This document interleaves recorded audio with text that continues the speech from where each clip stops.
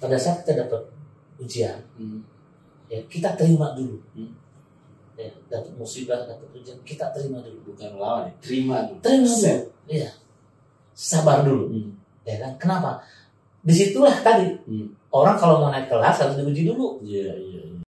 Kita punya tagline itu, semua orang bisa beli jam, betul? Oke. Tapi tidak semua bisa beli waktu. Asik. Ya. Ini nih. Iya, jadi benar harus diuji. Iya. Kualitas kita tuh seperti apa? Tapi juga bahwa Allah tidak akan pernah memberikan ujian yang melebihi ketidakmampuan kita. Nah, itu ibu itu bagaimana supaya anaknya itu tadi sama, supaya bagaimana anaknya bisa makan, bisa tetap sekolah, ya nggak seperti orang tuanya gitu kan.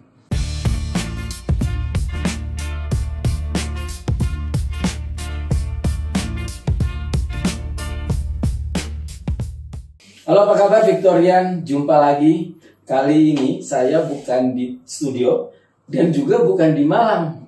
Ini ceritanya saya lagi ada acara di Bandung, terus ketemu kawan lama, sahabat lama. Apa kabar? Baik, alhamdulillah. Sampai saya biasa panggilnya bro. Bro aja ya. Kang Suharna. Ya, gitu. Jadi kita bro aja. Ya. Walaupun saya dengar sekarang udah mesti panggilannya udah Ustaz. Gitu. Udah Ustaz ya. Jadi pas kita ya pingin ketemu, pingin silaturahim, tiba-tiba ini spontan aja nih kita mau ngadain. Tidak direncanakan. Itu yang luar biasa ya. Itu Masya Allah. Ya, luar biasa. Saya mau Masya Allah. Jadi bro, ini kan podcast Victorian. Ya. Teman-teman Victorian pada udah tahu semuanya Ya. bahwa ini podcast memberikan banyak inspirasi. Betul. Buat masyarakat. Dan ini ceritanya kita ekspansi dari Malang ekspansi ke Bandung. Wah, luar biasa. Bahaya ya. Nah, saya kenal, saya kasih clue dulu sebelum saya mulai. Intinya bahwa ini kan Victorian podcast untuk memberikan inspirasi buat semua kalangan. Dan bagi teman-teman Victorian, saya kenal beliau. Mungkin kita masih ingat bahwa pertama kali kita buka podcast ini, saya punya hashtag bahwa seorang pemenang sejati. Itu saya bilang dari teman-teman Victorian. Pemenang sejati itu bukan pada saat dia memenangkan. Bukan hanya itu. Yes. Pemenang sejati itu bagaimana pada saat dia di bawah, Ya. kemudian tetap bergerak dan dia bangkit untuk kembali untuk menjadi puncak, Yes. untuk menjadi pemenang. Ya. Dan saya mengenal banyak dengan lika-liku kehidupan. Ya sekilas ya, bukan banyak sih. Makanya kita gali lebih banyak proses sampai kembali menjadi Victorian dan atau memang tetap di Victorian. Apa kabar sekali lagi? Alhamdulillah sehat, masya Allah luar biasa ya. Sudah berapa tahun kita nggak bertemu ya? Terus bro tambah cakep, tambah keren. Oh, ada yang di belakang tuh ada yang. Nggak mungkin tambah cantik lah. Ya, mungkin tambah cantik dong. Sama ada satu tambahan. Tambah ada yang maju di depan. Iya, jadi one pack. Kayaknya ada bos-bos nih. Gimana? Ayo dong. Ya, luar biasa hari ini dipertemukan sahabat lama. Ya ini bukan acara loh ya, yang biasa di. Nggak, ini memang bukan pengajian ini. Ya, tidak ada di setting, tidak memang benar-benar dadakan gitu ya. Tadinya kan hanya silaturahim saja gitu kan, tapi ternyata tadi pas ngobrol-ngobrol di belakang, bro kita ini kelola podcast yang luar biasa menurut saya. Ini kalau saya boleh nambahin, Big Victor podcast Victorian ini persis seperti kalau dalam pepatah gitu ya. From zero to hero. Yes. Ya, ini podcast yang luar biasa. Amin. Dan juga tadi saya sekilas melihat banyak sekali orang-orang yang menginspirasikan. Amin. Ya, yang berbicara di sana luar biasa. Dan memang saat ini memang kita butuh motivasi, inspirasi yang baru ya untuk supaya bagaimana kita bisa menjalani kehidupan ini jauh lebih bagus lagi. Gitu. Kadang kita sudah tahu tapi kadang lupa, jadi kita butuh reminder. Ya, seperti handphone harus dicas. Betul sekali. Gitu. Iya. Saya kenal Bro Nanang ini dari kita tahun berapa ya? 2013 ya? 2013. Dulu kita satu kegiatan bisnis yang sama. Bendera yang sama. Di posisi yang sama. Iya. Dipertemukan setiap 3 bulan. Setiap 3 bulan. Kemudian pisah tahun 2000. Saya terakhir di sana itu September 2018 bro. Oh 2018 ya. Oke. Nah after itu apa yang ya jadi setelah itu lebih ke kebetulan sebelum saya itu kan memang ada beberapa bisnis yang memang sebelumnya sudah saya kelola gitu ya. Nah jadi ya udah saya fokus di bisnis saya Yang sudah gitu kan, dikelola. yang sudah dikelola itu gitu kan. Nah tapi kan tetap ya karena fashion kita ini kan industri investment gitu ya, financial industry gitu ya. Puluhan tahun ya.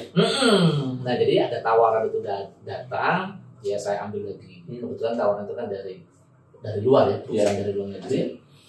4 tahun, jadi 2019 sampai akhir 2023. Oh, ya pas masuk pandemi. Iya. Tapi ya memang alhamdulillah justru di saat pandemi itulah bisnis financial industry itu mengalami kejayaan yang luar biasa gitu ya, dan ya orang yang bergerak di industri itu menikmati hasilnya, termasuk saya. Dan memang saat itu saya di perusahaan luar seperti itu. Karena selepas itu tetaplah ya, karena tidak bisa kita pungkiri usia kita kan ini makin menua. Walaupun itu hanya sebuah angka, tapi tetap itu kan harus jadi reminder buat kita gitu kan. Dan memang ternyata fitrah manusia itu setelah usia 40 itu mereka akan mencari jati dirinya, mencari yang ingin lebih baik lagi. Dan kalau kita ketemu seperti itu, ya alhamdulillah itu berarti hidayah. Nah saya salah satunya. Yang mulai keluar Ustaz. Nah akhirnya ya sudah, saya masuk, udah coba belajar lagi gitu kan. Nah terus supaya mungkin lebih intens gitu ya, lebih fokus gitu kan. Saya pengen punya usaha yang memang yang dari sisi nilai ibadahnya itu tinggi, ada pelayanan di sana. Ya saya bilang cuma umroh, bisnis itu gitu kan yang terpikir saat itu gitu. Wah umroh nih kayaknya bagus gitu kan. Waktu itu saya coba buka bareng temen, ya alhamdulillah tidak jalan. Bisnis sarung, bisnis sarung juga ibadah. Nggak yang terpikir itu umroh gitu kan pelayanan ya, tamu Allah gitu kan. Ternyata alhamdulillah tidak jalan. Itu bisa. Ya alhamdulillah tidak jalan. Itu 6 bulanan ya, setengah tahun udah sewakan terus kena acung. Sempat sewa kantor? Iya sempat sewa kantor bareng teman, nggak jalan. Nah di situ akhirnya saya mengevaluasi. Karena apa? Karena saya pikir kalau dunia marketing itu di 2023 ya? Enggak, itu 2020 lah. 2020 itu ya. Setelah keluar. 2020 gitu kan. Karena saya menganggap bahwa di pekerjaan saya sebelumnya, saya pikir kalau dunia marketing itu udah dunia saya lah gitu kan. Tapi kok di sini kok saya nggak bisa, gitu kan. Nah akhirnya saya coba lebih introspeksi diri gitu, apa sih yang kurang gitu kan. Tantangan orang hijrah guys. Iya, nah ternyata ada yang kurang. Jadi artinya saya belum pantas. Jadi saya harus memantaskan diri saya gitu kan. Karena ini pantas nih gimana? Jadi gini. Tadi kaitan dengan yang tadi saya sampaikan bahwa kan fitrahnya manusia itu memang kan pada saat usianya makin menentu kan pasti ada dorongan dalam hati itu pengen lebih baik. Nah jadi dari sisi memantaskan diri itu saya merasa bahwa diri saya belum baik dari sisi spiritual, gitu kan. Nah akhirnya disitulah mulai saya masuk ke dunia kajian, gitu kan. Jadi kebetulan karena saya tinggal di Bandung ini terkenal dengan banyak majelis taklim. Iya, kota lautan kajian. Iya, jadi hampir ustaz muda terlahir di Bandung. Iya, semua rata-rata ustaz muda di Bandung itu lahir dari sini semua, dari komunitas-komunitas kajian gitu kan. Nah jadi dari situlah saya mulai, karena memang di Bandung tadi di hampir jam yang sama kita tinggal mau ke masjid mana pasti di situ ada masjid, betul, gitu kan. Nah akhirnya mulai dari situ, berangkat dari sana, kemudian juga awalnya ya udah saya sebagai jamaah saja dan mustamila gitu ya, jadi lihat ustadz lagi kasih ceramah saya duduk gitu kan dapat ilmunya. Nah cuma kan biasa kalau hal-hal yang dalam tanda petik spiritual itu kan butuh konsistensi nih, gitu kan.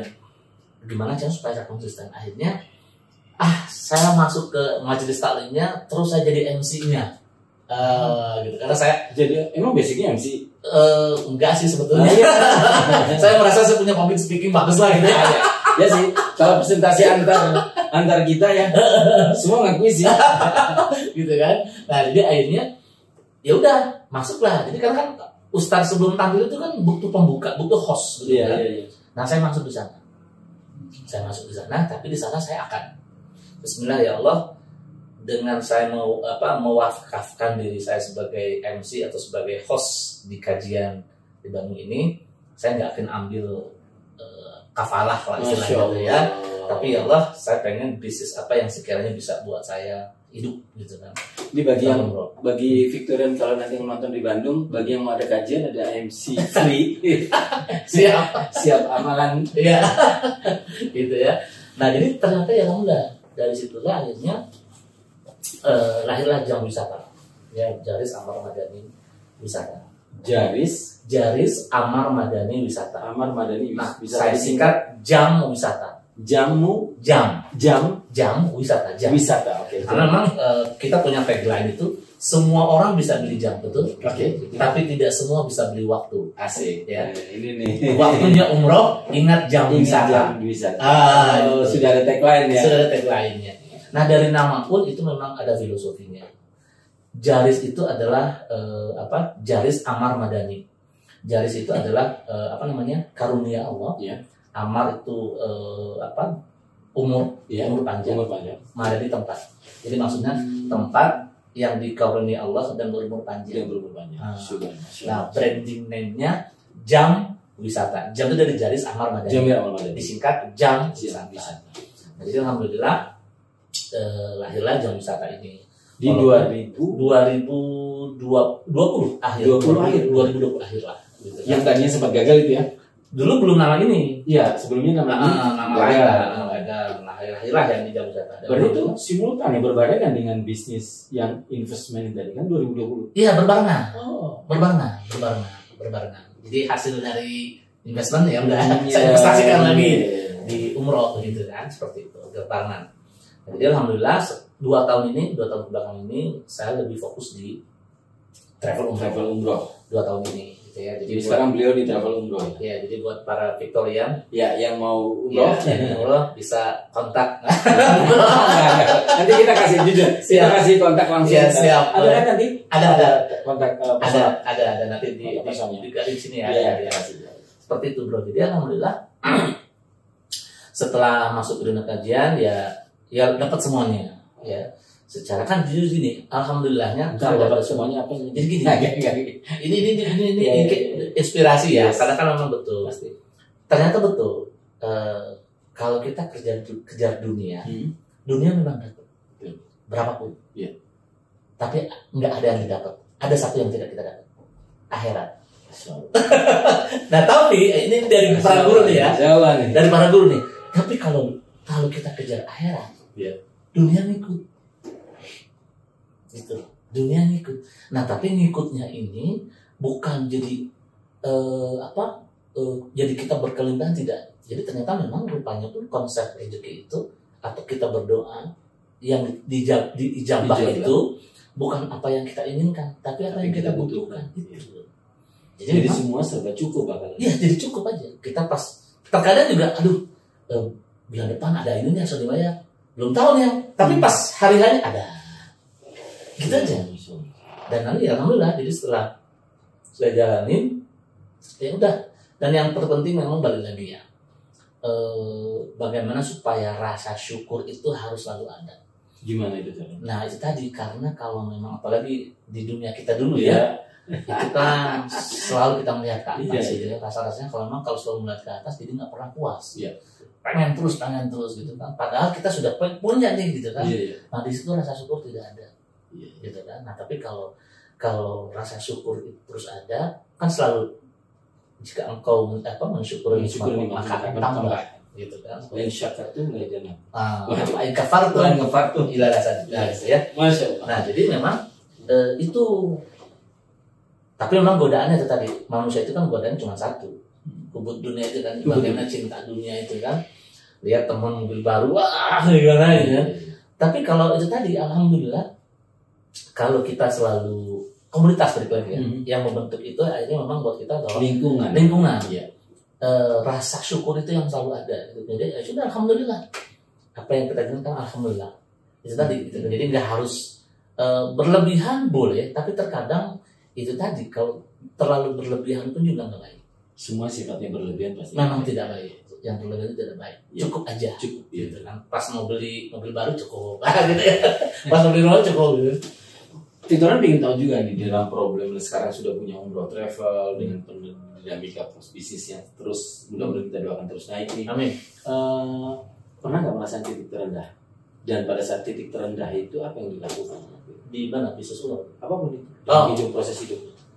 Pastilah semua orang buat Pasti para merasakan. Victorian pastilah mengalami titik terendah gitu kan dalam hidup gitu.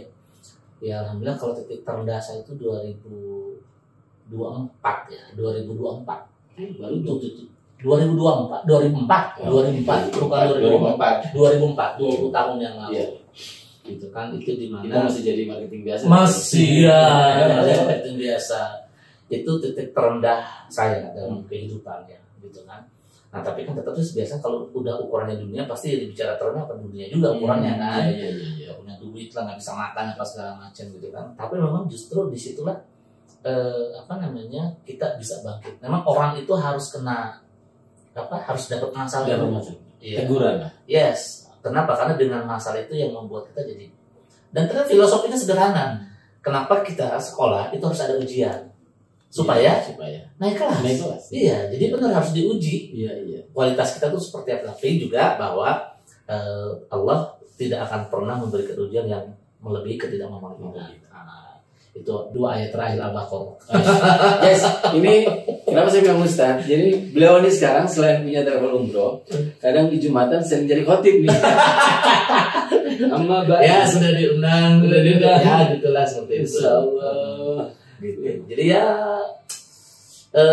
dinikmatin aja lah. Apalagi kan usia itu kan udah ada jatahnya lah gitu kan. Tapi saya menarik nih sama kemarin kan hari ibu ya. Terkait dengan kemarin tahu kan kemarin ada hari ibu. Kita bicara dunia lagi nih. Lupa ya ada hari ibu. Nggak tahu saya lihat banyak ini status ya hari ibu. Iya. Saya tidak terlalu mengerti. Nah, makanya itu semua hari ibu kan gitu. Setiap hari hari ibu. Tapi saya coba menyambungkan jadi gini. Masa kecil dulu lahir di mana? Saya lahir di Jakarta. Lahir di Jakarta. Lahir di Jakarta itu sampai usia 6 tahun di Jakarta. Nah kemudian pindah ke Bogor. Jadi besar itu di Bogor. Oh di Bogor. Besar di Bogor. Pila itu. Puncak ya. Bogor di mana? Di Ciawi. Oke. Di Ciawi. Nah, di situ. Jadi keluarga besar. SD, SMP, SMA di Ciawi. Iya, semua di sana. Baru kuliah Bandung. Kerja di Bandung. Berarti bapak ketemu jodoh di Bandung. Orang tua di mana? Di Bogor. Di Bogor semua. Keluarga besar di Bogor. Adik kakak di Bogor semua. Keluarga besar di Bogor semua. Gitu. Saya ya hijrah lah ya dari Bogor ke Bandung. Gitu. Oh hijrah ketemu. Ya ketemu lah. Ibu nih. Jadi semua kerja jodoh di Bandung. Di Bandung. Jadi di Bandung masuk awal tahun 2000 lah. Ya berarti udah 24 tahun lah. Iya.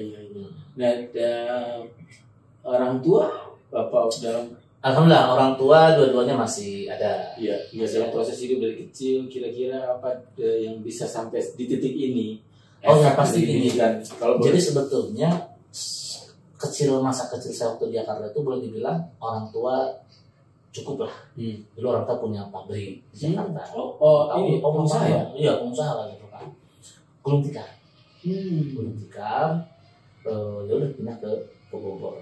Dan saya melihat kenapa sukses orang itu ya itu tiap sore itu para karyawan itu setor yang kue-kue kerupuk kalian itu tuh di semeja itu uang tuh diamperin di sana gitu kan dihitung gitu kan. Seperti itu pas gulung tikar kita pindah ke Bogor. Nah jadi memang masa kecil saya itu boleh dibilang masa tersulit lah. Masa tersulit dan bahkan waktu itu saya tinggal listrik belum masuk loh. Belum itu kan memang tinggal di desa Cibedug namanya. Kaki gunung Tapos dulu peternakan sapinya Pak Harto lah. Iya. Jadi memang benar-benar di kampung. Untuk sekolah pun juga untuk akses ke jalan raya cukup jauh. Kita harus nyusurin nama tuh galangan ya, galangan sawah gitu ya. Sawah ya. Setapak ya. Nah, dan setapak itu kan.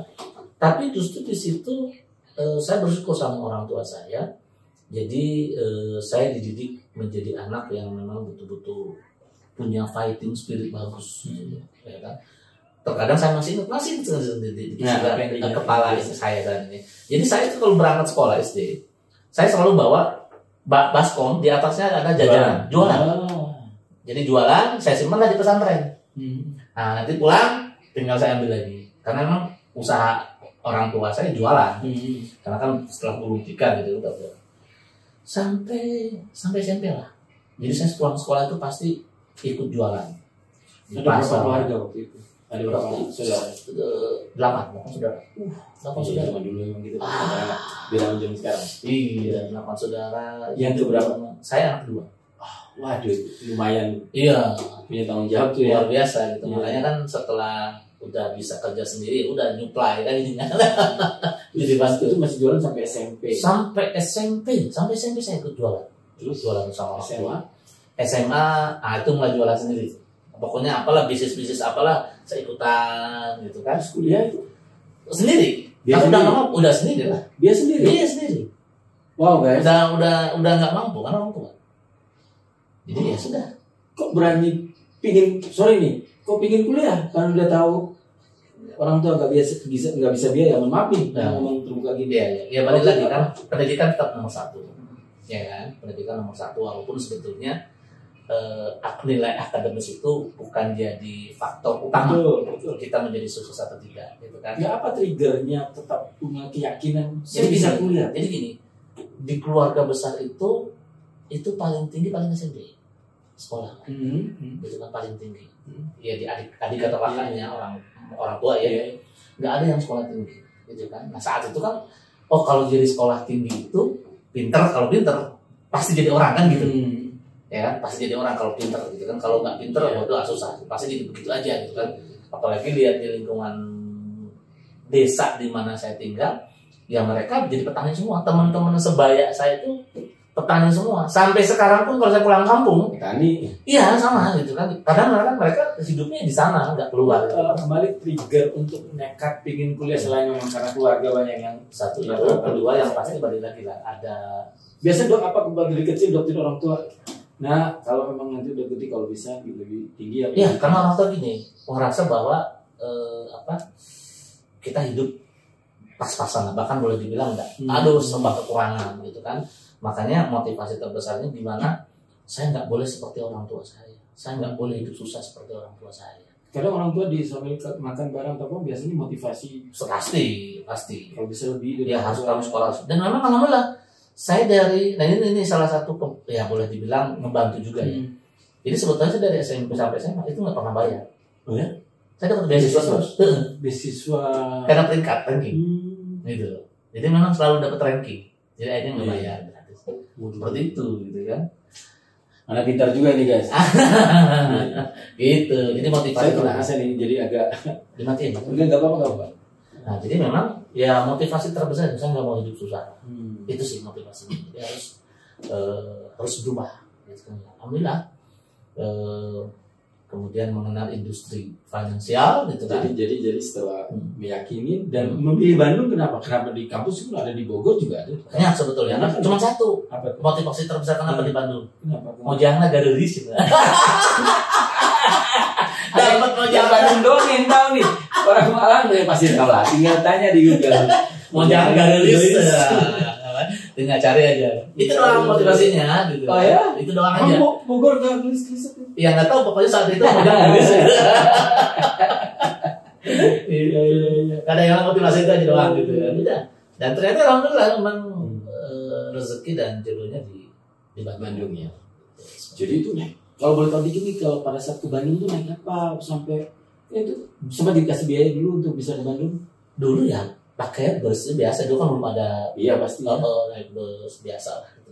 Masih dibiayain dulu. Karena kan dia kan saya kan usaha sendiri. Oh. Jadi gini loh, saya kalau libur sekolah nih, kayak sekarang libur sekolah, itu saya ikut adik, berarti paman ya, adik dari ibu kan paman. Itu jadi kondektur bus. Waktu SMA. Sukabumi Parung. Oh. Sukabumi mau tulis-tulis bisa? Nggak tahu lah. Kan Victoria. Nah, jadi saya kalau libur panjang begini, saya kerja. Jadi kondektur bus antar. Dan itu lah nabung saya simpan. Terus kalau misalkan enggak itu ya itu di pasar tuh saya jualan kantong kresek gitu kan. Di pasar-pasar tradisional. Oh, memangnya gennya dari orang tua udah pebisnis. Iya, jadi memang dari SD. Oh, dari iya. SD itu saya udah jualan. Pantes. Udah jualan. Itu gennya memang udah gen penjual. Iya. Jadi apa aja dijual.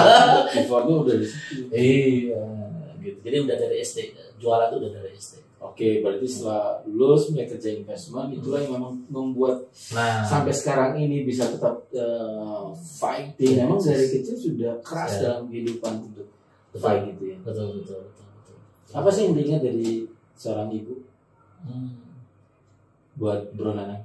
Nah itu tadi ya, inilah luar biasanya ibu ya. Dia tuh harus pandai berbohong.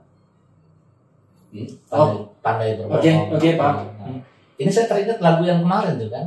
Jadi orang tua itu pandai berbohong padahal dia sebetulnya dia belum makan. Oh iya, ada lagunya ya. Ada, itu bagus banget kan? Iya. Wah itu sedikit tapi nyentuh gitu banget. Makanlah nak. Ibu udah makan, padahal dia belum makan. Iya, lagunya sampai tuh ya. Ada yang atas lupa lagi itu bagus itu loh. Luar biasa itu. Itu tadi luar biasanya ibu. Jadi dia ibu itu bagaimana supaya anaknya itu tadi sama, supaya bagaimana anaknya bisa makan, bisa tetap sekolah, ya nggak seperti orang tuanya gitu kan. Seperti dan alhamdulillah ya buat kita sekarang nih, kalau misalkan masa kecilnya sama dengan sekarang dialami berarti tidak ada perubahan dalam diri. Iya. Ada yang salah. Ada yang salah. Nah, sebaliknya kita udah punya anak nih, nah jangan sampai anak kita tuh mengalami kejadian yang apa kita alami waktu dalam kita masa anak. Nggak boleh, berarti ada yang salah dalam diri kita. Tapi juga jangan sampai membuat mereka termakan dengan situasi. Yes. Tapi karena kita bisa begini karena dengan kondisi kita yang dulu. Betul. Iya kan? Betul. Kita bisa lebih tegas, lebih kuat. Bukan gitu ya? Betul. Karena memang keadaan saat itu. Iya. Tapi jadi memang sekarang PR buat kita nih para orang tua. Kenapa? Karena kan generasi sekarang ini kan jauh berbeda. Iya, betul. Dengan generasi sekarang. Mereka lebih karena betul. Kalau dari sisi ini memang lebih pintar. Tapi dari sisi mental. Nah itu yang maksudnya. Itu tantangan buat kita. Ya. Makanya kenapa sekarang disebutnya generasi strawberry. Iya kan?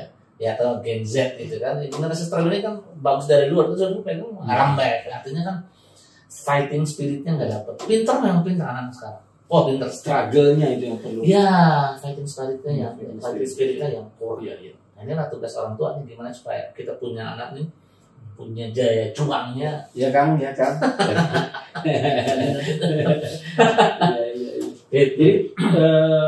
Jadi karena proses hidup ya, jadi pernah mengalami titik terendah dari 2004 tadi. 2004. Yaitu apa ya? Nah itu kehilangan anak kedua. Oh nikahnya? 2002. Kita menikah 2002. Oke. 2002 nikah. Nah pas anak yang kedua lahir ini kondisi yang memang meninggal setelah melahirkan? Iya setelah melahirkan. Kondisi cacat waktu itu. Sampai umur berapa? 2 bulan, bertahan 2 bulan sih. Itu sudah dapat menurut agama sudah. Iya, cengcelengan. Iya, tabungannya. Cengcelengan namanya. Iya, kalau di sana cengcelengan. Tabungan surga. Itu itu pun juga sebetulnya di situ luar biasa itu. Pengalaman spiritualnya pas segala macam saya dapetin di situ tuh 2002 apa itu. Jadi yang hal-hal yang tidak mungkin secara akal sehat itu terjadi. Contoh. Dan memang betul lah jadi gini. Allah itu akan menjawab doa kita dengan 3 cara. Pertama, kan kita berdoa ya. Iya. Dikabulkan itu, ditunggu waktunya. Satu. Kedua, saat itu juga. Atau yang ketiga setelah kita meninggal. Iya. Gitu kan. Nah biasanya kan yang umumnya kan tunggu waktu lah di saat yang tepat itu. Nah saya mengalami saat itu berdoa, saat itu dikabulkan. Masya Allah. Dan sampai saat ini itulah doa itu satu-satunya yang dijawab saat itu juga. Nah ternyata doa yang dijawab saat itu juga karena kondisi kita memang sudah tidak bisa titik pasrah. Ya tingkat kepasrahan luar biasa. Jadi saat itu anak kan lagi dirawat di rumah sakit ya 2 bulan 3 hari cuma 3 hari. Saya perempuan kondisi memang tidak normal kondisi tidak normal. Nah pas siang itu datanglah tetangga ketuk pintu yang memang beliau salah satu di rumah sakit juga dia bilang nih ada tagihan obat yang harus dibeli antibiotik. Nah, Iya. saya bersih. Harganya itu 500.000. Zaman segitu. Iya, 2002 500.000. Iya. Nggak punya duit sama sekali, 1 rupiah pun nggak punya sama sekali. Jangankan jalan dulu, saat itu juga saya udah nggak udah lebih banyak puasanya karena udah nggak bisa makan jual beli gitu. 2002 belum? 2002, 2002. 2004 sorry 2004. Itu pas zuhur. Saya sholat zuhur. Itu saya berdoanya itu wah dahsyat luar biasa. Nangis tentunya. Ya Allah, ini cobaan darimu, maka akan solusinya pun darimu. Saya sudah tidak bisa ngomong lagi. Itu ada ayatnya ya? Ada. Iya. Terus saya tahu doanya juga mirip-mirip ayat gitu ya. Semuanya kembali balik. Ya, itu tadi kan Iya. makanya ucapan inna lillahi wa inna ilaihi raji'un. Bukan untuk yang meninggal. Itu kan artinya kan semua darimu, maka akan kembali kepada gitu ya. Amin. Nah ini wajah masih basah gitu. Ada yang nutup pintu. Pas dibuka ada perempuan, Pak, ini ada titipan. Saya lupa dari ibu siapa, saya lupa lagi. Amplop. keluarga deh. Nggak tahu, nggak kenal saya. Oh, masa nggak kenal? Nggak kenal sama sekali. Nggak kenal siapa ini orang, saya pun nggak kenal. Tutup pintu, nyari istri saya. Ada Bu Ati. Oh, ada. Tapi tahu, istri saya tahu.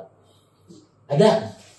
Tunggu sebentar, saya panggil istri saya waktu itu lagi tidur kan, saya bangunin, dikasihlah amplop. Udah dia pulang tuh. Pas dibuka amplop, isinya pas 500.000. Masya Allah. Subhanallah. Wah, kita pelukan sama itu. Iya. Ini lah kita beli obat. Ya udah cukup buat obat doang lah. Buat obat doang udah. Dan saya tuh setiap hari itu kalau ke rumah sakit jenguk dia karena harus nganterin asik gitu kan. Itu jalan kaki dari rumah ke rumah sakit itu. Itu 6 kiloan lah kalau nggak salah. Jalan kaki itu tadi. 2 bulan 3 hari, ya kan? Masih di rumah sakit. Masih di rumah sakit, meninggal kan akhirnya kan. Oke. Nah ini pun doa saja sama ya Allah. Kalau memang anak ini mau dipanjangkan usianya, segera Segera sembuhkan. akan sembuhkan. Ya Allah. Tapi kalau memang ini kami nggak mampu untuk merawatnya, ambillah ya Allah. Gitu. Akhirnya diambil doanya, dipanggil, diambil. Ya, saya ninggalin hutang hampir 100 juta. Yes. 2 bulan 3 hari. soalnya. Iya. Dulu belum ada BPJS. Belum ada Pak. Kalau ada disuruh pulang malah. Belum ada. Udah. Saya ketemuin lah adminnya si Bromius itu kan.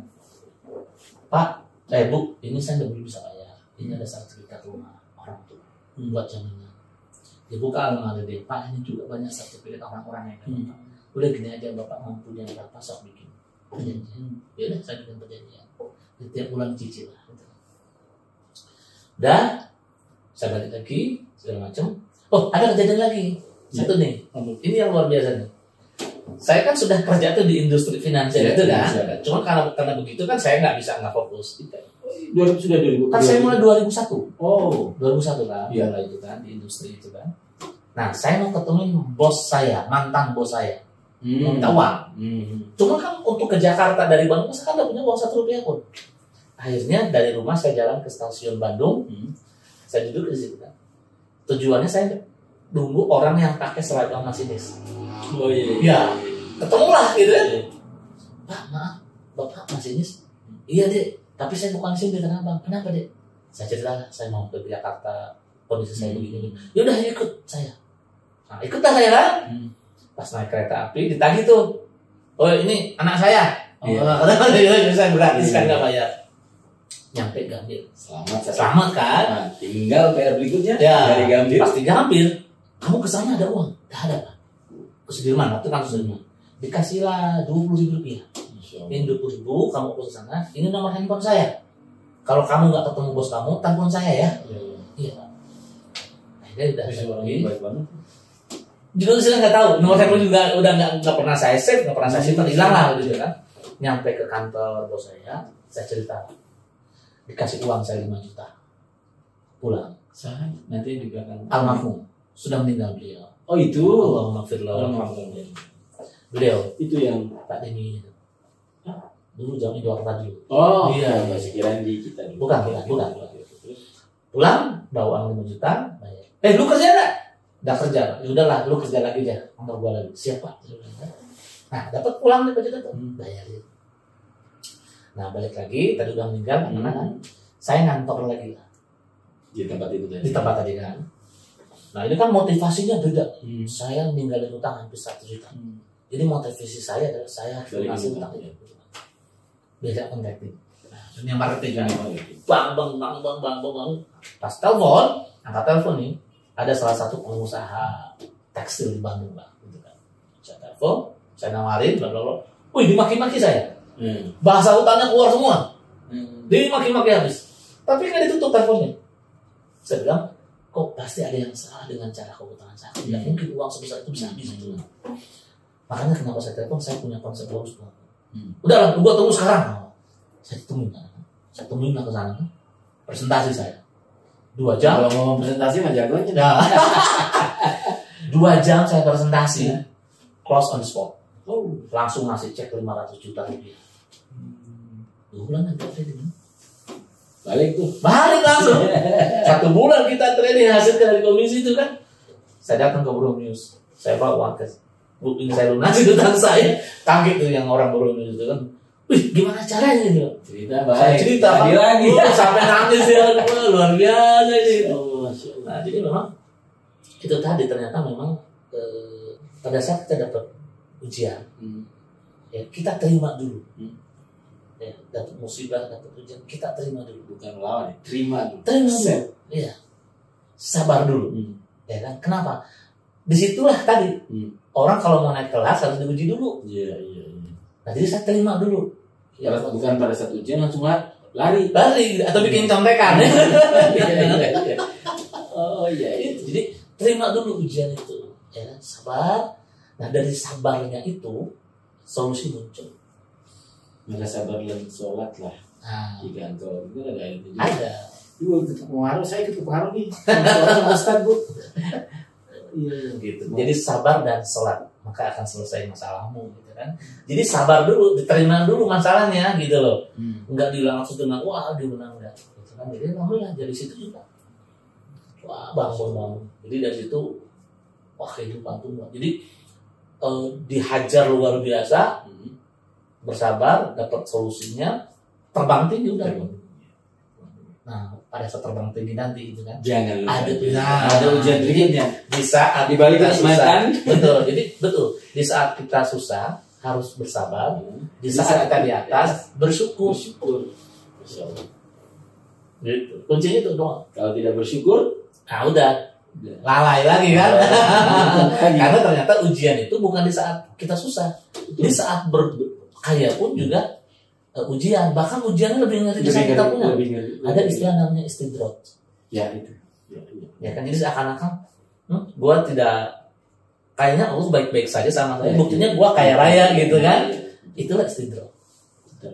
Itu susu yang ngeri yang gitu loh. Masya Allah. Dulu ketemunya nggak ngomong gini, sekarang ngomong gini.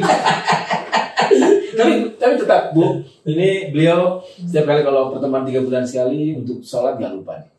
Alhamdulillah nggak lupa. Beliaunya saya kenal memang.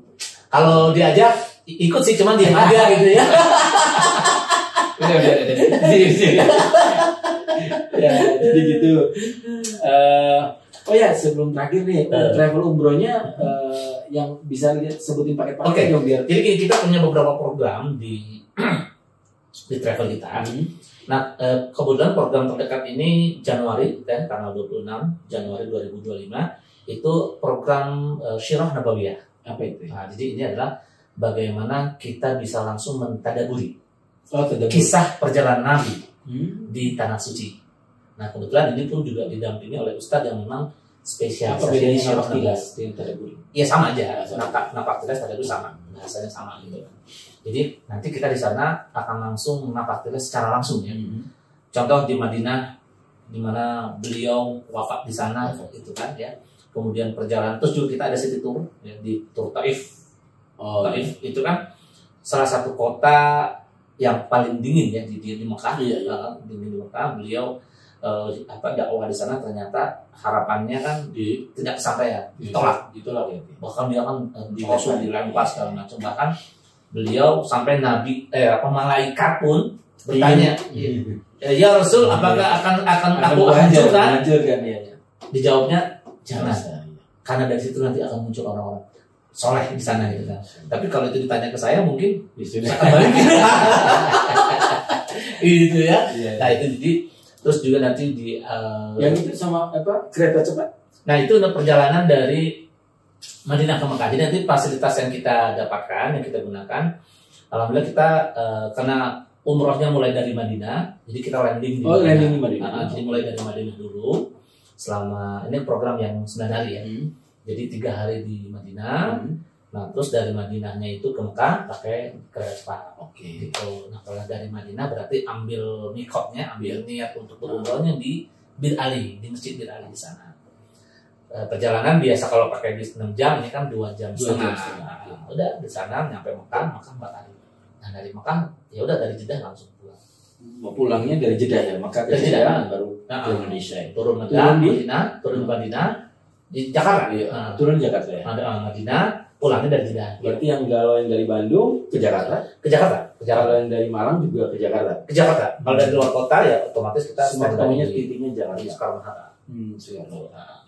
Itu salah satu programnya. Terus juga ada program umroh hemat. Nah, apa itu? Ini harganya terjangkau, harga merakyat, nah, tapi fasilitasnya cukup bagus, cukup murah lah. Nah itu harganya bisa rate-nya di bawah Kalau hemat itu sama Masjid Nabawi, masjid di Madinah ya, itu dekat. Nah kita kalau untuk hotel memang diakses dengan jalan kaki semua, ya nggak pakai shuttle ya. Nah jadi pasti kita pilihkan lokasi masjidnya dan hotelnya itu dekat semua. Nah kalau di Madinah karena memang layoutnya bagus ya, jadi Masjid Nabawi dikelilingi hotel gitu ya, jadi pasti hotel di sana dekat semua. Termasuk yang paket hemat tadi. Iya, kalau yang di Mekah? Di Mekah juga sama. Kita pasti jalan kaki, tapi memang ya? enggak jalan kaki tetap. Ya paling terlama sih radius kalau jalan kaki 10 menitan lah. Itu yang terlama. Gitu. Terus ada fasilitas umroh hebat, itu fasilitas yang VIP semua. Jadi boleh disebutin harga tuh? Boleh. Jadi kategorinya kalau tadi umroh hemat itu di bawah 30. Kalau untuk yang VIP itu di atas 35. Yang tadi yang tengah. Umroh hebat. Bukan sebelum umroh hebat tadi. Ini kalau yang sekarang ini itu apa tilasnya? Nah itu ini 31.900 yang 9 Januari. Nanti yang Januari 2025 itu harga 31.900 gitu ya. Nah kalau untuk yang VIP jadi hotelnya bintang 5 dua-duanya, jadi langsung dekat pelataran semua. Nah itu di atas 35. Gitu, range-nya sekitar gitu. Nah, pesawatnya direct semua. Ustadznya kita bisa pilihkan. Gitu guys. Ada kelebihan lagi dengan umroh-umroh yang lain apa? Bisa disampaikan di teman-teman? Insya Allah dengan travel jalan wisata ya. Setelah kan gini, jangan sampai kita pergi umroh itu hanya sebatas menggugurkan kewajiban. Kan ini kan kewajiban seorang muslim untuk berumroh gitu kan. Tapi tidak mendapatkan esensi dari ibadah umrohnya gitu. Nah jadi harapannya dengan program-program yang kami miliki, kepulangan mereka dari tanah suci Mekah itu menjadi pribadi yang lebih baik lagi. Gitu. Mabrur dan mabrur. Itu kiat-kiatnya apa? Nah karena memang kita punya itinerary atau rundown acara itu. Jadi setiap hari itu bagaimana kita libatkan mereka itu mulai dari jam 3 pagi.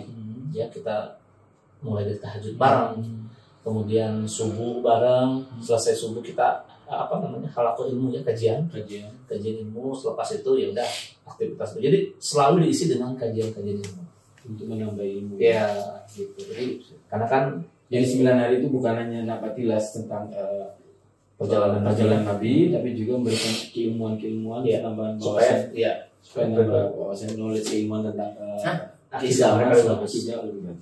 Itu. Masya Allah. Gitu. Bro Nanang, terima kasih.